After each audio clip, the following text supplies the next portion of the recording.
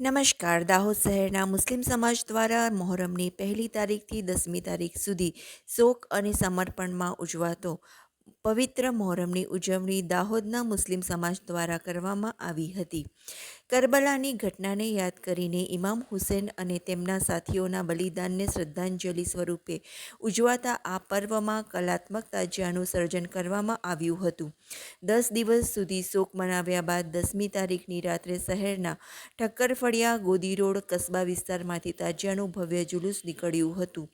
જુલુસ નિહાળવા આસ્થા અને શ્રદ્ધા સાથે શહેરીજનો ઉમટ્યા હતા.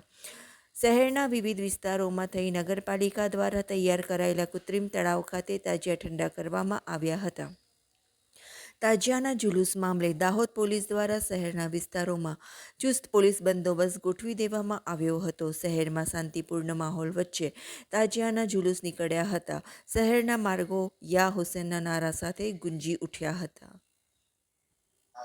આજ રોજ મોહરમ નિમિત્તે દાહોદની અંદર તાજિયાનું જુલુસ કાઢવામાં આવ્યું છે, જેમાં 30 થી 35 તાજિયાઓ દ્વારા જુલુસ કાઢવામાં આવ્યો હતો ને દાહોદની કૃત્રિમ તલાવની ઉપર બધા તાજિયાઓને વિધિપૂર્વક ઠંડો કરવાની પ્રોસેસ કરી હતી, જેમાં અમારા પોલીસ પ્રશાસન, નગરપાલિકા ને ફાયર બ્રિગેડ દ્વારા શાંતિ સલામતી ને બધી રીતે અમને સાથ સહકાર આપી ને કૃત્રિમ તલાવની સારી વ્યવસ્થા કરી નગરપાલિકા દ્વારા અને પોલીસ પ્રશાસન દ્વારા જે આયોજન કરવામાં આવ્યું, લાઇનસર બધા તાજિયાને શાંતિપૂર્વક કૃત્રિમ તલાવ સુધી લાયા, જેની અમે ખૂબ ખૂબ આભાર માનીએ છીએ.